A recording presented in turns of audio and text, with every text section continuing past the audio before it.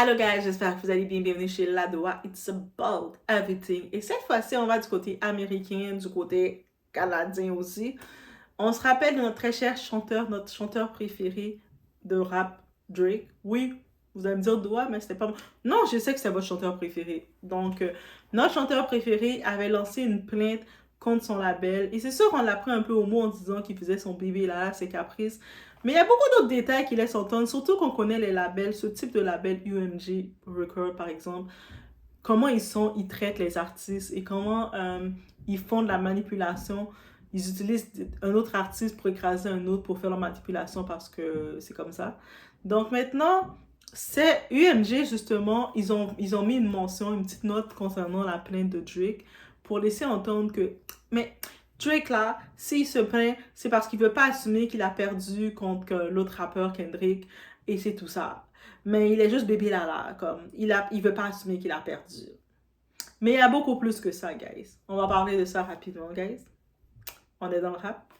It's about everything. Et dans les commentaires, dites-moi, vous êtes quand Kendrick, quand... Même pas, c'est même plus une question parce que Drake, il a pas porté plainte contre Kendrick. Il a vraiment porté plainte contre le label et on va comprendre un peu pourquoi. It's about everything.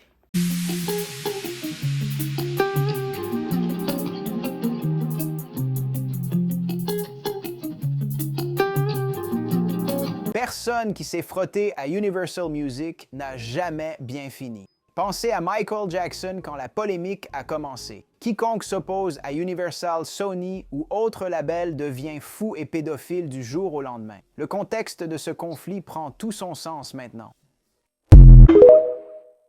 Drake passe à un procès en diffamation. Dans sa plainte, il affirme que la chanson est pleine d'allégations choquantes. Il prétend que le label a boosté le disque, sachant que ça nuirait à sa marque. Rappelons qu'il veut sortir de ce contrat, d'accord? Maintenant, Universal Music Group a répondu. OK. Un porte-parole dit que ces allégations sont fausses et illogiques. On a massivement investi pour l'aider à atteindre un succès historique.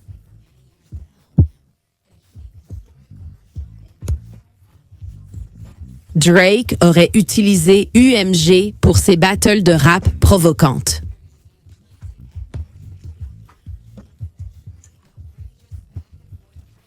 Attendez, temps mort, le temps mort est crucial. Et maintenant, il veut utiliser la justice pour faire taire l'expression d'un artiste et réclamer des dommages à UMG pour avoir distribué sa musique. Voici l'autre aspect. Drake a fait des accusations contre Kendrick. Kendrick a fait des accusations contre Drake. Exactement. Il y aura une enquête à ce stade, car je ne vois pas Kendrick ou quiconque reculer sur ce point. Si vous cherchez l'affaire Baka sur Google, c'est un cas vraiment bizarre. La semaine dernière, un universitaire criait sur LeBron en ligne, disant que Drake s'était fait avoir à cause de LeBron. Déjà, on va juste se rappeler d'une chose. Dans toute l'histoire, l'altercation de rap musical entre Kendrick Lamar et Drake a débuté en printemps 2024. Mais on doit se rappeler, oui, on a vu Drake a sorti le premier diss track. Donc, le diss track, c'est sa musique pour répondre, pour contre-répondre. Il a sorti et il y a eu un long délai avant que Kendrick réponde. Donc, Kendrick est en train de terminer de manger ses brocolis. Donc, il a pris beaucoup de temps à répondre et Drake était comme « Oh! » Moi, j'ai écrit, il m'a pas répondu. Et Drake, à partir de ce moment, il avait sorti son deuxième son, Taylor Made, où il est tout de suite venu enchaîner. Et puis Kendrick a pris du temps à répondre. Mais on fait un rappel, juste pour dans la chronologie de tout ça, c'est Kendrick. C'est pas Drake qui a provoqué, c'est Kendrick qui a provoqué Drake. Parce que Kendrick, à l'époque, en provoquant Drake, il avait aussi provoqué Drake et J. Cole. Donc, c'est lui qui est responsable de l'animosité qui s'est faite. Juste pour vous dire, ok?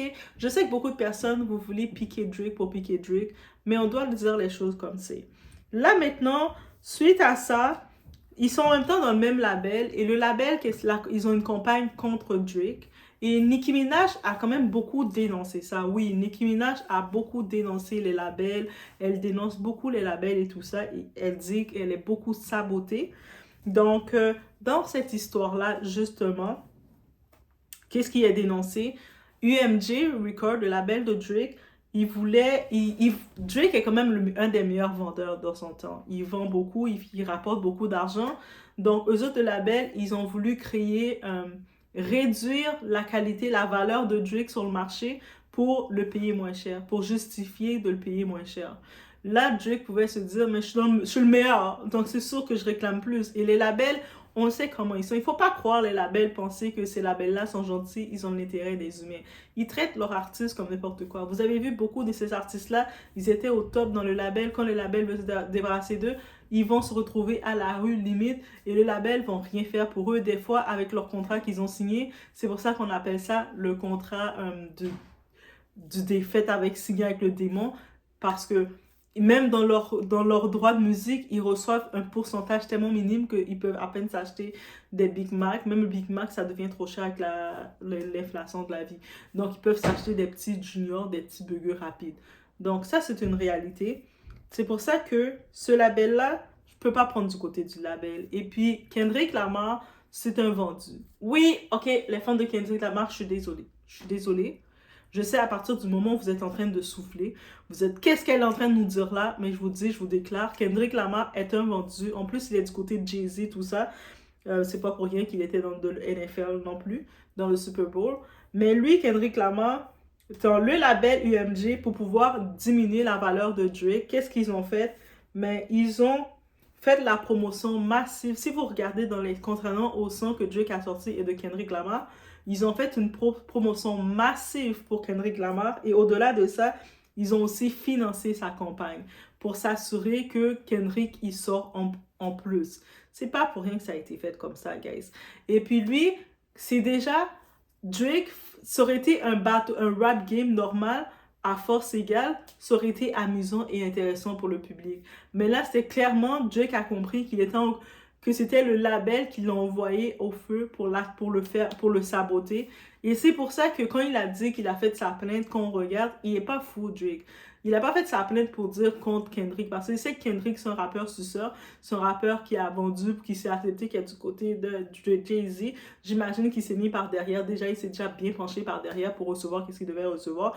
Oui, I say what I say. Bref, donc c'est pour ça que, encore une fois, la plainte de Drake n'est pas faite sur Kendrick, mais directement, il a dit le label a été malhonnête et la tactique du label qu'ils essaient maintenant de faire semblant que, tu sais, de faire du gaslighting, ils ont financé, il y a des preuves qui sont sorties qu'ils ont financé l'autre artiste, ils ont envoyé même des faits à l'autre artiste, c'est-à-dire ils sont dans le studio, c'est eux autres les studios, quand Drake sort une musique, ça doit passer par l'approbation de son label, quand il sort de quoi, le label, il voit de quoi il va parler et ils envoient à Kendrick le tout. Donc, tout ça a été fait comme ça et c'est ça que Drake dénonce. Au début, on aurait pu dire que Drake fait un caprice, mais c'est pas un caprice qu'il fait. Et imaginez Drake, l'artiste qu'il est, le niveau qu'il est, l'argent qu'il a, la communauté qu'il a, ils essaient de le saboter. Ils sont venus pour saboter comme ça. Imaginez maintenant des plus petits artistes, comment ils pensent qu'ils vont survivre à ces labels-là. Donc, lui, Kendrick Lamar, c'est comme on dit toujours, hey, qui l'a dit? Malcolm X l'a dit. Je pense Malcolm X surtout l'a dit, et même Dr. King l'a dit aussi, mais ils vont utiliser un noir pour écraser un autre noir. Et Kendrick Lamar est ce noir-là qui est utilisé pour écraser un autre noir. I say what I say. Yeah, les fans de Kendrick, chauffez-vous maintenant. Donc, bref, c'était vraiment ça que je vais dire. Donc, de se méfier de tout ce qui a l'air. Parce qu'en premier lieu, quand on regarde le tout, on va se dire, mais c'est Drake le problème. Drake n'a pas accepté sa défaite. Mais c'est même pas une question. C'est pas à force égale. Déjà, c'est le même label UMG. Là, les deux artistes sont de même. Et puis, c'est sûr que dans les compétitions entre deux artistes de rap, les battle rap qu'on appelle, ça génère de l'argent pour le label. Mais le label, il voulait déjà mettre au bûcher Drake pour diminuer sa valeur de prix. Comme ça, le payer moins cher. C'est réellement ça qu'ils voulaient faire et c'est ça qu'ils font avec les artistes. Si vous remarquez, la plupart des artistes, quand ils arrivent à un certain niveau, il y a quelque chose qui sort sur eux pour les écraser et c'était ça. Parce que Drake est quand même intelligent, on va dire. Il n'a pas d'autre chose contre lui pour le prendre. Donc, comment le prendre? L'humilier, le faire un autre artiste qui est vendu, qui se fait prendre par derrière. Et oui, Kendrick, c'est toi l'artiste pour faire ça. Donc, c'est anti-culture. Vous pensez que les UMG, les gros directeurs comme ça dans les labels, là, Vous pensez vraiment qu'ils sont pour la culture? Vous pensez que eux autres, c'est pas pour l'argent seulement qu'ils sont? Et puis si ils peuvent bénéficier encore plus de l'argent, avoir plus par exemple de Drake sans le payer à sa juste valeur, ils vont pas le faire? Of course qu'ils vont le faire, ok? Donc c'était vraiment sur ce rappel, cette opposition que je tenais à vous mettre. Maintenant, guys, je vous laisse débattre et laisser savoir qu'est-ce qu'ils ont pensé. On reste toujours dans le respect. Je sais que la question de fanatisme, des fois, il y a certaines personnes, si vous sentez que vous avez un déséquilibre, ça vous fait tourner. Oh my God, regarde comment il a dit ça de Kendrick Lamar. Mon cerveau est déséquilibré. Passez votre tour, allez écouter les musiques de Kendrick. Allez écouter une musique de Kendrick, Humble. Allez écouter Humble de Kendrick. C'est beau? Vous allez écouter ça? C'est beau. Si vous sentez que votre cerveau n'est pas en déséquilibre, est capable d'accepter l'opinion, vous pouvez par contre à votre tour donner votre opinion. Vous pensez quoi de tout ça? Est-ce que vous êtes... Parce que dites-vous que la plainte, encore une fois, est contre Drake V6, le label UMG.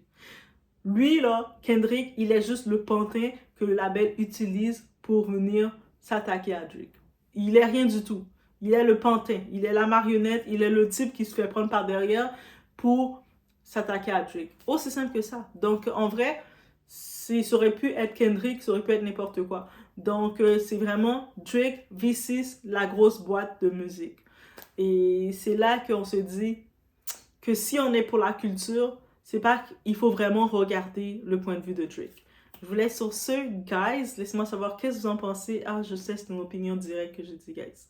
Donc, on y va sans perdre l'instant. Ils peuvent pas laisser Drake partir. C'est le plus grand artiste du moment. Et s'il devient indépendant, ça serait symbolique.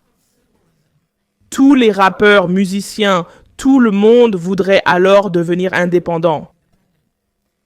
Leur carrière, leurs revenus dépendent du fait que Drake reste sous contrat. C'est pourquoi ils peuvent lui donner tout ce qu'il demande. S'il dit « Je garde mes masters, tous les droits futurs, 40 millions d'avance et un partage 50-50. » Probablement similaire à ce que Russ a fait avec les labels. Un partage 50-50, je peux partir quand je veux si vous déconnez. S'ils structurent son contrat comme ça, ils n'ont pas le choix. Ils doivent le garder. Ils doivent dire « Oui, oui monsieur, s'il vous plaît. » Parce que si Drake part, tous les autres rappeurs,